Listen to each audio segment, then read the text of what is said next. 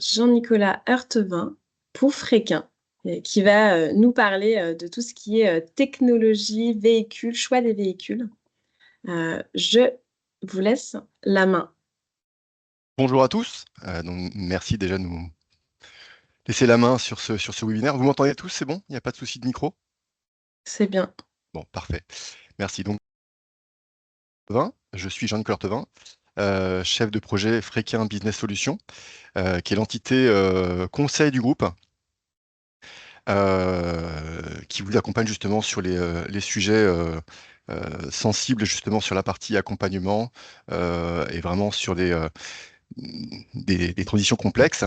Donc Fréquin, donc c'est une société qui fête ses 80 ans. Donc vous voyez, on a des petits papillons. Ça fait 80 ans qu'on accompagne nos clients dans la transition énergétique. C'est 650 millions de chiffre d'affaires, c'est 120 agences en France, dont une dizaine en Bretagne, et un peu plus de 37 000 véhicules. Et justement, dans le cadre de la transition énergétique, et plus particulièrement dans le cadre d'une flotte électrique, il est essentiel de prendre en compte un certain nombre de facteurs qu'on va justement essayer d'expérimenter ensemble et de voir les défis spécifiques qui sont associés avec les solutions pratiques pour intégrer intelligemment et efficacement ce type de véhicule. Alors, je vais compléter ce que vous avez dit tout à l'heure un petit peu, Charlotte, sur la partie rappel du contexte réglementaire, avec trois informations qui nous semblent vraiment importantes à comprendre pourquoi est-ce qu'on est là et pour quelles raisons on doit électrifier nos flottes. Je vous partage également l'approche que nous, on met en brillance avec la solution FBS pour accompagner nos clients sur ce sujet-là. Et après, donc, je reste disponible pour répondre à vos questions, bien entendu. Donc, si on fait une passe sur la transition énergétique, les trois, enfin, le cadre réglementaire français, vous le connaissez, il dépend du cadre européen. Mais les trois informations importantes, pour nous, les trois informations importantes, la première, c'est la mise en place des véhicules qu'on appelle à émission faible. Donc, c'est moins de 50 grammes de CO2. Donc là, on parle des véhicules légers pour le moment. Et la seule solution qui respecte cette norme-là, c'est la solution électrique.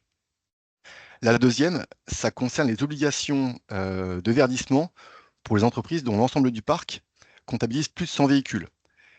Donc là, on parle d'une constellation de groupe et on parle des véhicules de moins de 3,5 tonnes. Et quand on parle de renouvellement, on parle de l'ensemble des commandes de véhicules, peu importe le mode d'acquisition, que ce soit la location ou l'achat, pour respecter justement des seuils qui vont crescendo.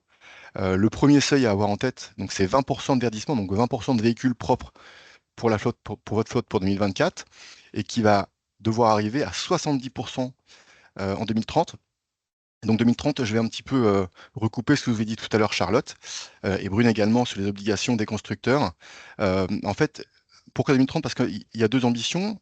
La première, c'est l'ambition de l'État de réduire de 50% les émissions de CO2, mais il y a également les obligations des constructeurs, et en l'occurrence, là, on se concentre un peu plus sur les constructeurs poids lourds, qui doivent réduire massivement, donc également à l'ordre de 50%, leurs émissions de CO2 sur des véhicules bas carbone. Et à ce jour, la seule technologie qui répond à cette solution bas carbone, c'est la solution électrique, qui est la solution la plus mature. Euh, on constate que en ce moment, un véhicule sur 10, donc 10% des véhicules vendus, poids lourds, ce sont des véhicules électriques. Et donc pour arriver à 50%, bah, vous faites le calcul, ça veut dire que en 5 ans, un véhicule sur deux qui va être vendu sera un véhicule électrique. Donc ça veut dire que on est sur une planification plutôt ambitieuse. Et justement, pour y arriver, eh ben, il faut connaître les clés et avoir une vision globale et durable. Et donc, il faut se poser les bonnes questions pour arriver justement à cette transition et basculer sa flotte sur une solution électrique. Et donc, pour avoir cette vision globale, bah, il faut se poser plusieurs questions.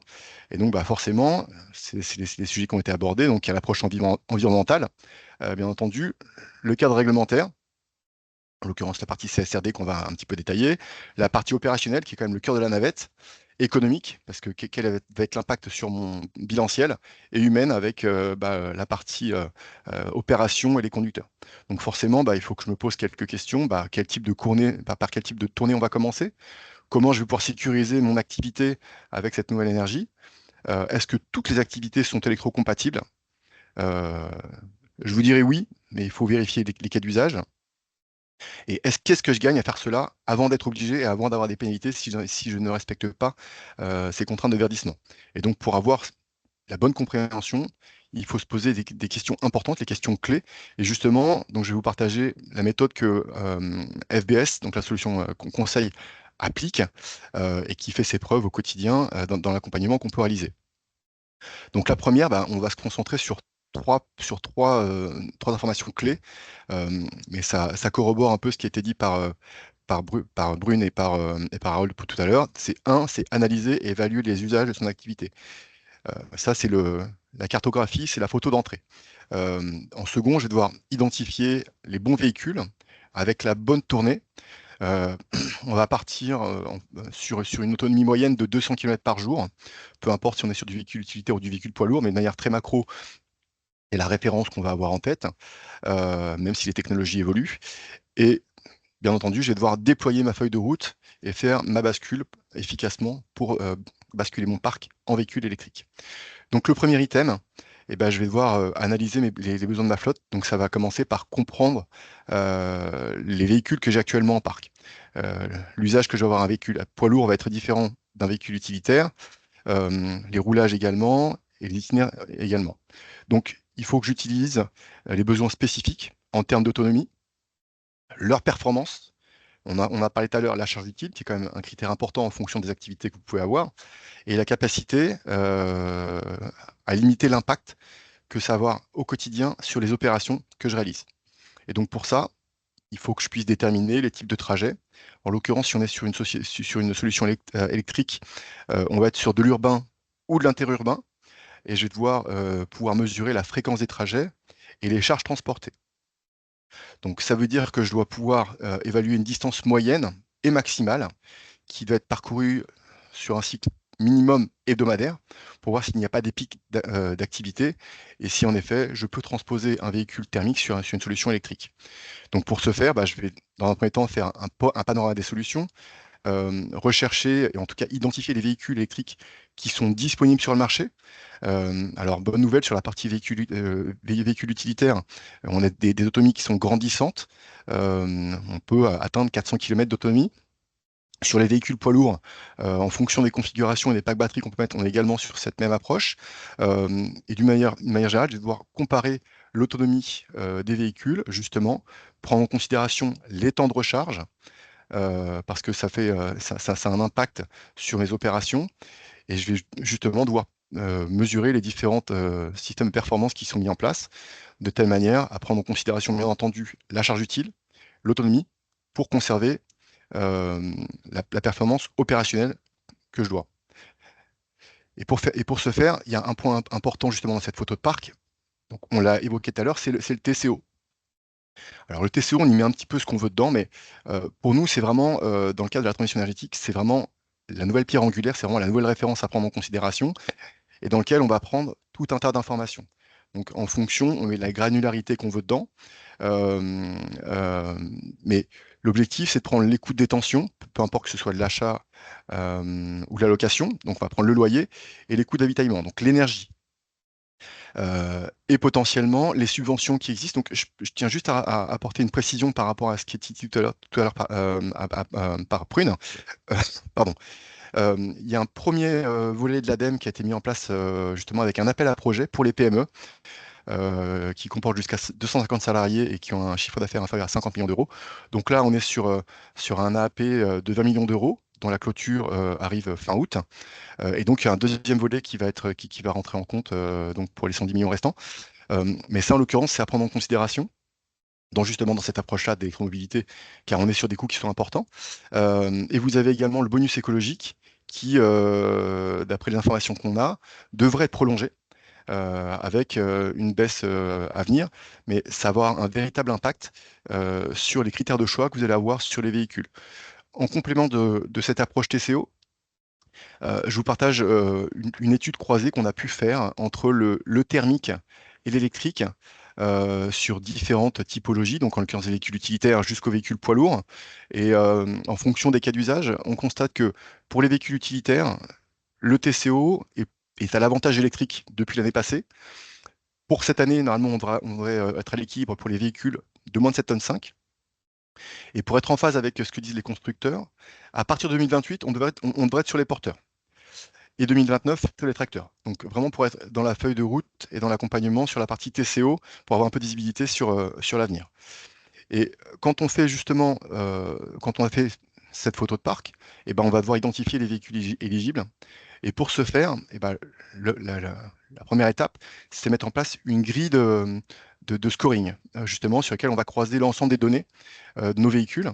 Alors, les premiers qui nous viennent en tête pour faire pour faire ce score d'électrification, ce sont les données issues du carburant et issues de la télématique, qui permet d'avoir une vision assez globale des déplacements.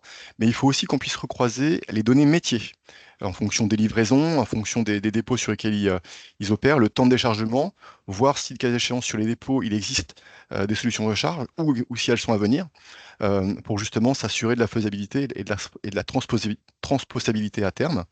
Euh, En parallèle, je vais devoir faire des tests de véhicules pour m'assurer que, en effet, les véhicules que j'ai pu identifier correspondent bien à mes besoins et que je vais pouvoir électrifier la bonne tournée, en tout cas le, le- le bon véhicule. Et donc tout à l'heure, on a parlé d'approche CSCRD. Et justement, là, on est dans cette approche-là quand on parle des impacts globaux. Et là, bah, on prend en compte le TCO parce que bah, forcément, on va devoir mesurer un coût d'achat à date avec une énergie, avec un prix d'énergie à date qui, vraisemblablement, pour le diesel, va aller en augmentant et électrique, on va être sur des coûts stables. Et donc, ça va nous assurer un peu plus de sérénité dans le coût de détention. Et bien entendu, je vais devoir mesurer les émissions de CO2, justement, en prenant la globalité des émissions, en intégrant le cycle de vie, la batterie, si besoin, de telle manière à justement pouvoir connaître l'impact environnemental. Et justement, on est sur cette approche CSRD qui est nécessaire. Et c'est la raison pour laquelle je vais devoir corroborer les données télématiques pour connaître l'impact que cela va avoir. Une fois que j'ai réalisé ces étapes, eh ben, je vais devoir planifier et budgétiser l'ensemble de ces différentes étapes. Et pour planifier, bah, alors, on a compris que avant, on n'avait pas trop de problème. On avait un véhicule diesel, on allait à la pompe, on ne se posait pas de problème. Là, on passe sur un maillage au niveau d'un écosystème. Donc, bien entendu, il y a le véhicule, mais il y a surtout la partie avitaillement qui a été évoquée tout à l'heure, en tout cas sur site ou même en itinérance. Et pour ce faire, j'ai aussi besoin d'être accompagné au niveau du changement en interne, pouvoir justement sourcer l'ensemble des personnes qui sont à même de pouvoir m'aider, et donc pouvoir analyser la profondeur du marché. Et là, en l'occurrence, on parle de l'ensemble des fournisseurs qui composent cet écosystème et des solutions qui sont disponibles aussi bien au niveau des logiciels que des solutions de recharge, et justement estimer toute cette partie d'investissement qui est nécessaire et qui peut être relativement impactant. Et quand on parle d'investissement, bah, c'est un peu le focus qu'a fait tout à l'heure Mobilize. Donc bah, forcément, on pense infrastructure de charge. Euh, En fonction de charge rapide, charge lente, si les véhicules sont sur dépôt, nous, l'information qu'on a, c'est que 80% des véhicules pourraient se recharger sur dépôt, car ils dorment sur site. Mais c'est encore à prendre en considération en fonction des tournées. Et il y a forcément un facteur d'implantation qui a été évoqué tout à l'heure par Moulaz, qui est à prendre en considération euh, en, en- en- en trouvant l'emplacement idéal, mais aussi en pensant à l'évolutivité de ces implantations, de son parc, car on ne va pas basculer son parc d'un coup d'un seul en électrique, on va le faire progressivement. Et c'est également la raison pour laquelle c'est important de euh, trouver le bon fournisseur sur la partie solution d'accompagnement d'IRVE. Il existe différentes solutions, soit des solutions d'OPEX, soit des solutions avec un tiers fournisseur. Et donc, du coup, ça va avoir un impact bilanciel assez important parce que bah, forcément, il y a toute cette partie de travaux d'infrastructure qui a été évoquée tout à l'heure, qui est à prendre en considération. Et une fois qu'on a l'infrastructure de recharge, il faut également penser aux solutions de recharge en itinérance qui ont été indiquées tout à l'heure, avec justement des applications dédiées qui sont là pour garantir cette continuité opérationnelle. Et les coûts, en tout cas, qu'on peut communiquer, c'est que par rapport à une charge sur dépôt, euh, une charge en itinérance, on est sur un rapport x7. Donc, dans l'approche TCO, c'est un véritable impact. Et donc, il faut quand même se poser les bonnes questions et identifier vraiment les sources d'accompagnement dont on peut avoir pour déployer sereinement et efficacement sa flotte de véhicules électriques. Et donc, une fois que j'ai fait l'état des lieux et que j'ai fait cette planification, eh ben, je vais devoir positionner le bon véhicule sur la bonne tournée et sur la bonne mission qui va être adaptée à son usage. Donc là, bah, je l'ai indiqué un petit peu en préambule, il faut que je me fixe des objectifs qui sont réalisables, avec une transition progressive pour justement avoir des rétextes, un retour d'expérience et faire les bons choix et penser à l'évolutivité de mon parc. Et pour ce faire, eh ben, il faut que je mette des indicateurs de suivi. Alors, on va parler de deux indicateurs de suivi. Le premier, on va mettre en place des indicateurs de performance pour surveiller en temps réel les performances des véhicules et dans un second temps pouvoir analyser les données et permettre d'optimiser les opérations et s'assurer que on est bien sur un coût de détention qui est plus intéressant. Et le deuxième, parce que on parle d'une technologie qui évolue très rapidement, justement cette veille technologique pour rester à jour des dernières évolutions techniques et prendre les meilleures pratiques pour rester compétitif et justement conserver son efficacité opérationnelle. Donc là, ce premier poste, justement, qui est sur cette partie-là, on parle quand même d'amélioration continue. Et donc, il faut quand même pouvoir se staffer et faire l'accompagnement qui va bien. Et ensuite, eh ben, je vais devoir élaborer une politique de recharge pragmatique et efficace, justement pour optimiser mes coûts de détention. Et là, je vais devoir m'appuyer sur différents partenaires avec des solutions qui sont adaptées en fonction de mon avitaillement, les applications, la partie itinérance à prendre en considération, bien entendu. Et puis, bah, si je souhaite m'avitailler sur des bornes rapides ou lentes et voir quel impact ça peut avoir. Et pour ce faire, eh ben, il faut que je puisse bien communiquer. Et là, cette communication, elle va se faire à l'ensemble des salariés, comme ça peut être indiqué. On parle des gestionnaires de flotte, mais l'ensemble des parties prenantes. Et donc, on va faire préparer l'arrivée des véhicules, sensibiliser sur la partie avitaillement et surtout présenter cette nouvelle énergie sur lesquelles justement on peut être un peu réticent. Et donc, il va falloir justement former dans un premier temps les conducteurs parce que c'est quand même la clé du système. Et donc, réaliser une mise en main et surtout les sensibiliser à l'éco-conduite. Parce qu'on n'est plus du tout sur une conduite équivalente à des véhicules thermiques. Et donc, il y a vraiment cette approche qui est importante à prendre en considération, avec justement la partie avitaillement et sensibilisation également sur cette partie-là. Et donc, une fois que j'aurai fait ces items-là, eh ben, je vais pouvoir marketer justement les impacts CO2 que j'ai mis en place. Ben, d'une part, en informant mes clients, mais surtout en faisant un avantage concurrentiel, pouvoir se démarquer et justement en jouant sur la marque employeur et surtout ainsi pouvoir valoriser mes conducteurs qui une fois qu'ils auront testé l'électrique, ne souhaiteront pas faire marche arrière. Et donc pour nous, il y a véritablement trois informations qui sont importantes et qui nécessitent une planification approfondie pour évaluer toute cette approche. Le premier, c'est comprendre la spécificité de ses besoins, justement pour garantir que les véhicules électriques sélectionnés soient en phase et qui répondraient efficacement aux exigences opérationnelles de l'entreprise. Le second, c'est définir une feuille de route euh, parce que c'est essentiel pour guider sa structure de transition énergétique et en identifiant justement les étapes clés que j'ai pu vous présenter, en allouant les ressources nécessaires, tout en s'assurant qu'il y a un suivi des progrès et des ajustements nécessaires pour justement atteindre ces objectifs d'électrification et de décarbonation de sa flotte.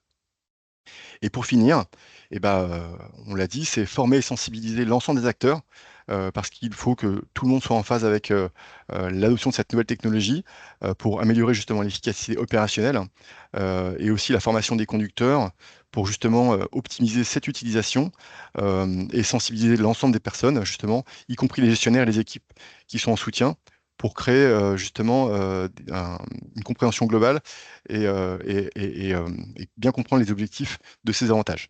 Et pour nous, c'est voilà, c'est les trois enjeux clés pour réussir sa transition vers l'électromobilité. Je vous partage le livre blanc Fréquin, qui vous permet, si vous le souhaitez, d'avoir quelques informations complémentaires. Donc, on est sur une approche agnostique. Et là, vous avez le QR code. Mais en l'occurrence, je me tiens disponible à vos questions.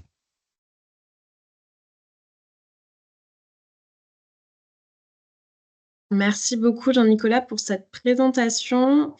On a une première question de Nicolas. Oui, bonjour encore moi. Bonjour. La question concerne donc les éléments sur le TCO, Oui. pas mal de choses intéressantes. Première question assez simple là-dessus, est-ce que donc les différentes subventions sont prises en compte dans le calcul du TCO? Alors, enfin, en fait, ça dépend ce que vous voulez mettre dedans. Le TCO, c'est vraiment ce que vous voulez mettre dedans. L'idéal, c'est de pouvoir le mettre dedans, mais sachant que là, pour répondre à votre question et par rapport à l'appel à projet de l'ADEME, on n'a pas de visibilité sur la date de réponse de cette prise en compte de la subvention. Mais si on est sur des véhicules, vous avez le bonus écologique qui est à prendre en considération. Ouais, je pose cette question parce qu'en fait, toutes les entreprises ne sont pas au même niveau au niveau des subventions. En l'occurrence, là, il y a eu le maintien pour les TPE et les PME, donc sur la subvention à l'achat des véhicules, Mhm, mais pas pour les grosses entreprises. tout à fait. Ça, c'est le premier élément, parce qu'on fait des calculs de TCO aussi, évidemment, hein, c'est assez Bien central. sûr. Le deuxième élément dans le calcul de TCO, ce qui est toujours très compliqué, c'est la variation des prix de l'énergie. Et donc, on Oui. parle que ce soit du carburant ou de l'électricité. Moi, il y a un élément vraiment très intéressant que j'ai noté ici, c'est ce rapport de 1 à 7 entre des recharges en gros privées, donc c'est-à-dire sur les sites, et des recharges, donc vous disiez en itinérance, mais des recharges publiques, quoi, en fait, on va dire, hein. Tout à C'est fait. un peu pareil pour les VL, hein. Il y a beaucoup de variations. Donc globalement, ce qu'on comprend, c'est qu'il vaut mieux recharger sur ces sites et donc éviter en itinérance, parce que sinon le TCO, globalement, il va prendre un coup. Et la dernière chose, c'est des éléments sur le réseau. On voit qu'aujourd'hui, il y a une tendance, donc déjà sur la volatilité des prix de l'électricité, je pense même pour les recharges privées. Mhm, Donc il a été acté au niveau de l'Union européenne la fin, enfin c'était déjà le cas pour les entreprises, mais des tarifs réglementés d'électricité. On voit que demain, ce qui se profile, ça existe déjà en Angleterre et en Belgique. Le prix de l'électricité est variable dans la journée, selon le moment de la journée, selon la demande, etc. Donc aujourd'hui, il y a des rapports comme RTE qui dit que l'électrification des usages, hein, que ce soit au niveau donc, des véhicules légers, des particuliers ou des entreprises et des véhicules lourds, bon, ça doit pouvoir tenir sur le réseau, moyennant donc quand même des travaux, etc., et moyennant un pilotage. Donc on voit qu'on discute déjà d'heures creuses pour les particuliers sur les véhicules électriques, plutôt en journée, parce qu'on a les énergies renouvelables qui produisent en journée, comme les éoliennes et le solaire, mais qui sont des moments de la journée où il n'y a pas de consommation sur le réseau. Donc, en fait, la question sous-jacente, c'est ça, c'est le prix de l'électricité actuel, même sur des recharges privées, risque d'évoluer à la hausse. C'est ce qu'on voit en tout cas. Et donc, finalement, aussi, la puissance, on parlait de la puissance des bornes. C'est vrai que si on a le temps et qu'on peut charger pendant 8 heures à la nuit, mais finalement, si c'est le moment où l'électricité est le plus chère, peut-être qu'il vaut mieux avoir une borne. Enfin, il y a beaucoup d'éléments dans ce que je dis, mais c'est des questionnements vraiment sur ce qui se profile en termes de prix d'électricité dans le futur. Alors, c'est vrai que pour l'instant, on manque de visibilité, et c'est un petit peu ce qui a été abordé par Brune tout à l'heure. Mais d'une manière générale, euh, les informations que nous on a, c'est que on est sur un coût d'électricité qui devrait être stable. Et parallèlement à ça, il existe différentes startups qui se mettent en place et qui justement proposent de piloter le coût de l'électricité pour que justement les moments de recharge se fassent au moment où le coût de l'électricité est le plus faible, justement, sur les périodes creuses, en l'occurrence quand on est en recharge sur dépôt. Euh, et voilà, enfin, en tout cas, si ça peut répondre à votre question, il y a des solutions, c'est en plein développement. Et c'est vrai qu'il il y a une vraie question sur la charge du réseau RTE à terme à pouvoir répondre entièrement aux charges des véhicules. Merci. Merci pour ce retour. Christelle, vous Oui, avez moi une j'avais une question? question. Oui, tout à fait, j'avais une question. Alors, je ne sais pas si elle sera pour Harold ou pour Jean-Nicolas. Est-ce que vous avez déjà réfléchi au modèle de l'autopartage des véhicules utilitaires? Donc nous, on travaille avec IKEA et Leroy Merlin notamment. On met en location des véhicules utilitaires sur les parkings. Et du coup, on est en train de passer d'un modèle véhicule utilitaire thermique à un modèle véhicule utilitaire électrique. Et Mhm. donc, est-ce que vous avez déjà réfléchi au type de borne qui devrait être utilisé dans ces cas-là, puisqu'on a un écart entre deux réservations qui peut être d'une demi-heure ou une heure. Les réservations, généralement, durent 2 heures, entre 2 heures et 3 heures, et les gens font 50 kilomètres. Donc, du coup, quel type de borne pourrait être utile et la plus économique pour ces cas d'usage? Est-ce que vous y avez déjà réfléchi? Alors, je vais laisser la parole à Harold parce que pour la peine, je ne suis pas spécialement expert sur la partie borne de recharge. Harold, si tu veux bien prendre la parole. Oui, tout à fait. Alors, c'est vrai que c'est un cas de figure que je n'ai pas étudié pour ma part, mais qui ressemble à des cas concrets que j'ai pu mettre sur projet pour des besoins logistiques, donc plutôt pour des tournées de livraison. Euh, Quand on a d'une manière générale, des interrogations sur, enfin, en tout cas, qu'on n'a pas de données constantes et répétitives, qu'en fonction du client, bon, le kilométrage peut être plus ou moins abouti, enfin, plus ou moins long, on va dire. Mm, mm. On met des bornes, on propose des bornes de recharge intermédiaires, donc entre En deux. la borne en courant de faible puissance, donc en courant alternatif AC, et la borne de haute puissance, donc en DC, courant continu. Donc on part sur des modèles qui font entre 50 et 80 kilowatts. Ah Cela oui, d'accord, donc permet, pas du 22 quand même. non, pas du 22, parce que le 22, même sur des VUL, on a quand même des packs batteries allant jusqu'à 100 kilowatts Mm. heure capacitif. Donc il faut quand même pouvoir biberonner, pardon, le véhicule en un minimum de temps, surtout si voilà, il y a entre la dépose du dernier client et la relocation une demi-heure ou trois quarts d'heure après, il faut récupérer un maximum d'autonomie sur le pack batterie. Donc on fait un panache, quoi. Ok. On fait un mix entre les puissances disponibles. Cela permet de pas non plus surdimensionner l'installation avec une bande de très haute puissance comme voilà, une bande de 120 ou 180 kilowatts. Mhm. euh, et aussi de pallier voilà, à des besoins en biberonnage quand même assez courts. Donc voilà, on est entre 50 et 80 kilowatts maximum en courant continu pour ce type d'installation qui reste Ok. voilà, moins onéreux que de la borne de très haute puissance et plus efficace que de la borne en courant alternatif allant jusqu'à 22 kilowatts. Et j'exclus la borne en courant alternatif allant jusqu'à 43 kilowatts parce que ce modèle de borne est dédié au marché du véhicule poids lourd. Donc les VUL ne sont pas équipés de chargeurs embarqués pouvant recharger en 43 kilowatts. D'accord, ok. Voilà, Ok, super. Bah, j'espère avoir merci été assez beaucoup. clair. Oui, mais je pense que je vous recontacterai de toute façon. Ben, avec grand plaisir. Merci. Merci pour ce retour. La dernière question, Alexandre?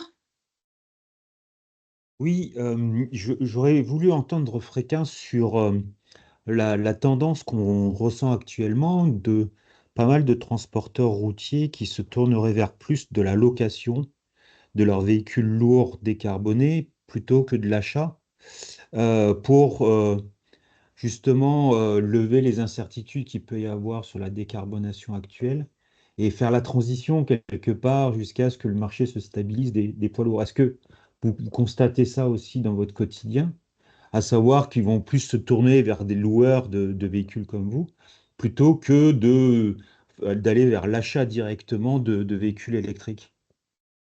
Alors, je peux aller que dans votre sens. On constate en effet que l'ensemble des acteurs, peu importe l'activité hein, pour la peine, hein, vu les incertitudes qui sont liées à l'évolution technologique des batteries, c'est ce que j'ai dit un peu tout à l'heure en préambule. Enfin, les premiers, enfin, si je fais une aparté sur les premiers véhicules électriques, premiers véhicules utilitaires électriques, on avait des autonomies qui étaient approximativement de 150 km. Maintenant, on a des véhicules utilitaires qui font pratiquement 400 km. Et si on va sur les poids lourds, on a des véhicules qui sont actuellement aux alentours de 150 à 200 km et avec une technologie qui est changeante. Et du coup, il y a un risque d'évolution technologique. Donc, il y a un impact sur la valeur de revente à la clé. Et plutôt que de subir ça de plein fouet, bah, autant le faire subir, entre guillemets, faire porter le risque par un loueur, une tierce personne, dont c'est le métier justement de gérer les VO à terme. Et en plus, ça garantit un coût de détention ISO sur une période donnée. Est-ce que je réponds à votre question?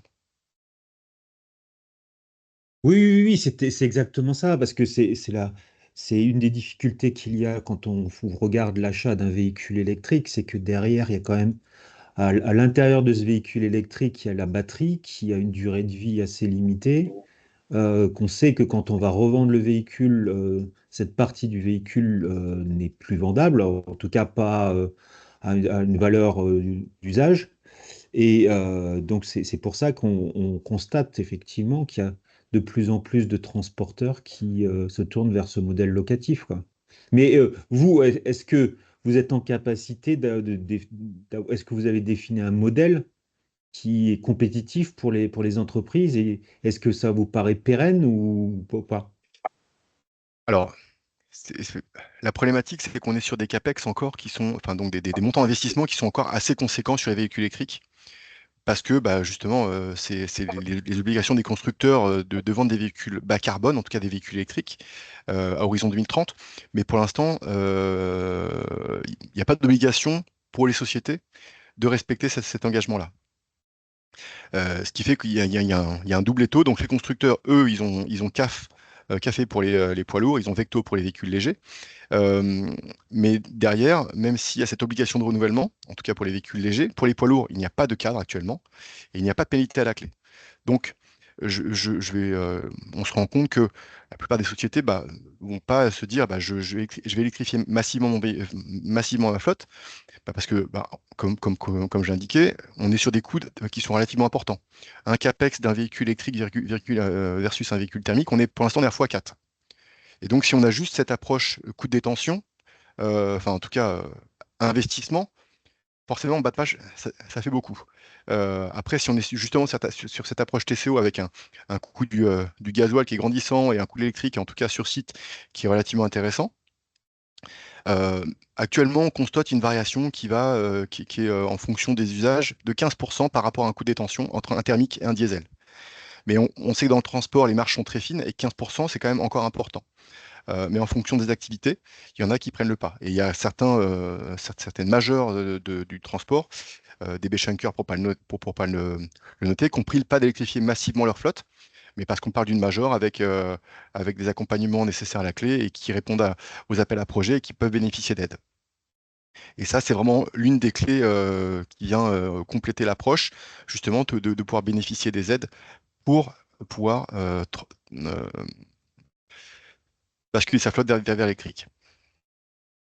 On est bien d'accord qu'aujourd'hui, vous ne bénéficiez pas d'aide. Vous n'êtes pas éligible aux appels à projets. Non, non, non. Ce sont uniquement les utilisateurs finaux qui sont éligibles à ces aides. Même pour la partie bonus écologique, c'est l'utilisateur final qui pourra bénéficier. Nous, on peut fournir les pièces, on peut les accompagner justement dans les dossiers, mais à aucun moment on ne peut toucher cette aide. Merci beaucoup. Il n'y a pas d'autres questions. Jean-Nicolas, il y aurait une question dans le chat. Je vous laisserai y répondre directement par écrit. Ah, ok, donc rapidement, une dernière question de Johan.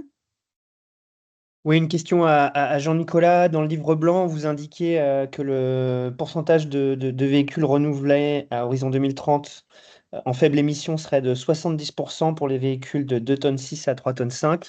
C'est l'obligation de la LOM. Vous venez de préciser très justement qu'il y avait la règle, mais il n'y avait pas les gendarmes pour la faire appliquer.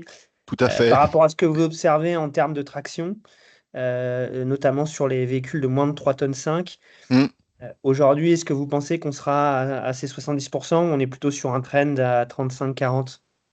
Alors, Quel est votre... Vous n'avez pas de boule de cristal, mais... en tout cas, je vais vous partager nos chiffres sur les commandes qui ont été réalisées l'an passé. L'an passé, 20% des commandes qui ont été réalisées chez Fréquin ont été sur des énergies alternatives. Donc on est dans le trend moyen qui a été constaté avec les constructeurs. Et dans ces 20%, il y a 50%, donc la moitié des commandes qui ont été passées sur une solution électrique sur les véhicules légers. Et donc c'est difficile d'avoir un trend parce qu'en effet, il n'y a pas de gendarmes. Mais on se rend compte qu'il y a les sociétés, en tout cas les grands comptes, qui ont des sociétés, des flottes supérieures à 100 véhicules, prennent en considération les enjeux et verdissent massivement leur flotte, sachant que le premier indicateur de verdissement pour ces véhicules de flotte, vu qu'on parle des véhicules légers, ce sont les véhicules de fonction. Et quand on regarde les indicateurs que peuvent avoir les lourds conventionnels, en effet, eux, de leur côté, verdissent massivement les flottes de véhicules de fonction parce que c'est le plus facile. Par contre, sur les véhicules utilitaires, on peut se rendre compte qu'en fonction des usages, et là, je fais un focus un peu plus particulier sur le marché du BTP et de l'environnement, Il n'y a pas de tournée qui est typiquement allouée. Donc c'est compliqué, eux, de leur côté, de trouver la solution qui va bien.